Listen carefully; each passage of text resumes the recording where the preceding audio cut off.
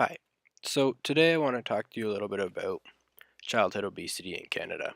And so the reason kind of why I set out to explore this topic was I wanted to figure out who and what contributed to why the obesity rate in Canada has been climbing over the past decade.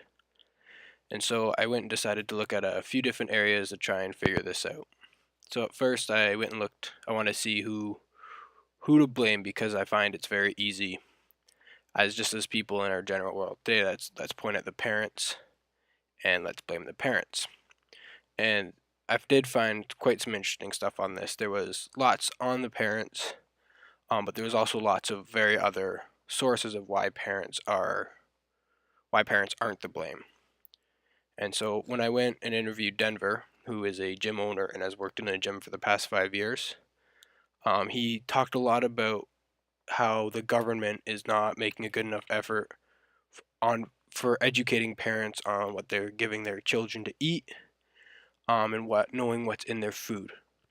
And I thought that was a very interesting point and an interesting take on. Yes, it's still the parents giving them their food, but at the same time, it's the parents aren't don't know to look for what's in their food and just think, oh, the package says this, and so they must be good for my children. And somebody who kind of a little bigger figure in the world, Jamie Oliver, also thought along the same lines as Denver there as parents just don't know what they're giving their children, and partially is that's their fault and partially it's the government's fault. What Jamie also talked about was how there's not enough tax on sugar, and he wants the government to tax it and making it more expensive because when he looked at the whole global, he looks at it globally, the global issue on child obesity, he found that parents with low income have a harder time buying healthier food for their children, as now healthy food is typically a lot more expensive than cheap processed food, which is much less healthy for kids.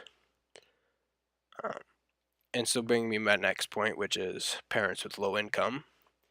I found that when parents had lower income, they didn't have the money to spend on healthy food, and so their only option was go to the processed junk food to feed their children, which is very very unhealthy to feed children.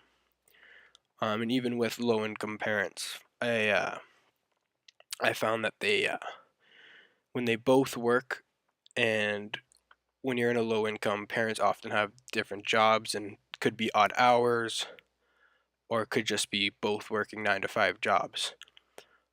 They don't have the time as parents with a higher income, stable jobs to spend time and go outside with their children and be active with them outside.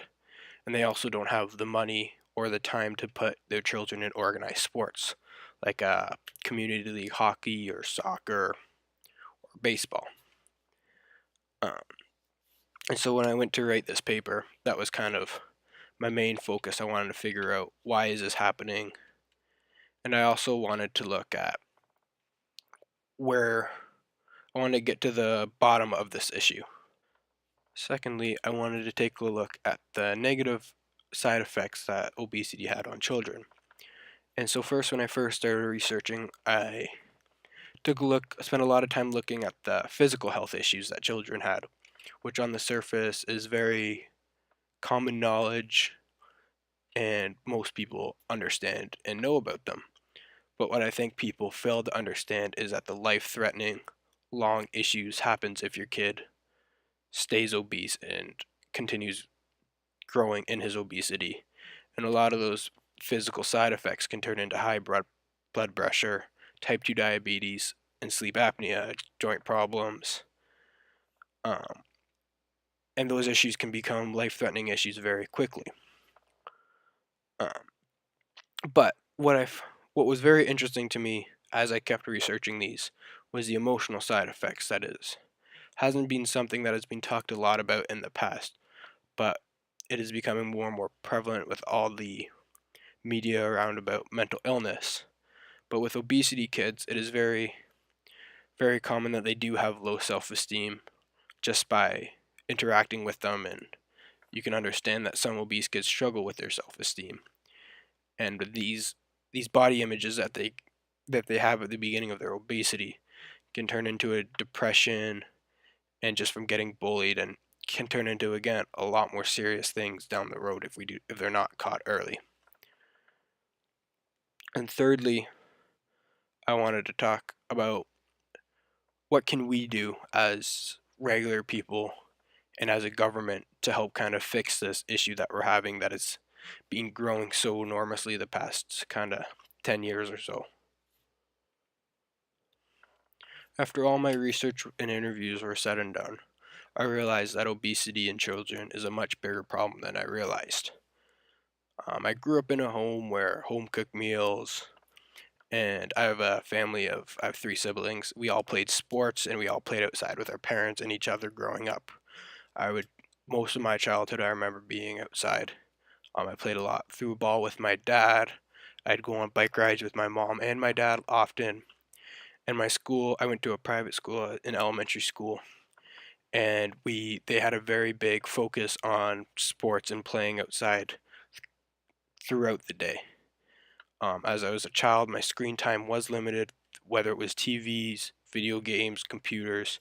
I only roughly remember growing up about a half hour a day.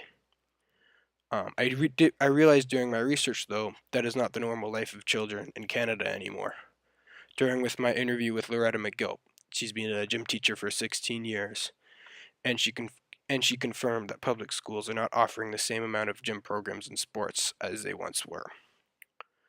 She is also seeing the weight of children rising and lays blame in the overfeeding of children, screen times, and lack of after school sports, organized or unorganized. She talked about the issue of food. Jamie Oliver has taken a personal interest in the feeding of children.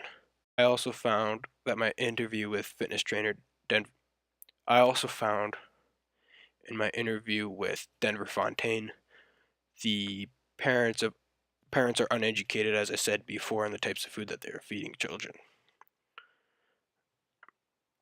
With the advertisement on high sugar, high fat foods right now, and the processed food is very misleading, and at first glance looks very appealing, which is, I think, something that is an issue and something that needs to change. Parents are giving Parents are giving their children way too many beverages. The sugary beverages like fruit juice and soft drinks, energy drinks. A busy family, or even a single mom who is working, struggles to feed a family with a proper dinner. Ontario towns are filled with fast food alternatives that help settle children quickly. This is something that was said, I believe, in one of my papers that I was looking at, and it was said that if you have a crying child in a car, or a whining child, or children fighting in the back, our quick instinct with all the fast food restaurants now is to go through that fast food restaurant and get them a snack or something from that fast food to settle them down. During my research, I also realized that some of the conveniences of life, though thought to be labor saving, actually contribute to a less movemental life, and we sit more because of it. Some of the things are that television and automatic television. Some big concerns that I found while researching this paper were the physical and emotional health issues being an obese child. The concern with this is that once a child becomes this heavy, they'll continue to gain excess weight. And the stat is found gain excess weight. Um, some research that I found stated that if this weight gain continues by 2040, up to 70% of adults aged 40 years will either be overweight or obese, which just blows my mind to think that 70% of Canadians, if this continues, will be overweight. Obesity is tough to reverse, and the best prevention is to help children change their habits and develop new healthy habits. This doesn't mean just telling kids to be more active, eat less. There are many specific things that need to be changed as a society. Some of the suggestions on the Government of Websites Canada. Government of Canada's website is how they need to exercise 60 minutes per day. Um, whether this is walking, riding your bike, just be encouraging and encourage these cool kids to be active. Parents need to also be a good example. Kids often act on what their parents are doing and will follow their parents. And so if a parent is living a healthy, active life, often their kids will follow that. Thirdly, parents need to limit the amount of time kids spend on sedentary activities like playing video games, watching TV on the computer. They also need to be aware of the opportunities the community helps to offer their families stay healthy. If we are going to help children, it is going to require a complete revamp of our system and changes in how families run their lives. It is critical and a hard process with many little changes. But if we all work together, I do believe we can change this growing rate of obesity in Canada. Thank you.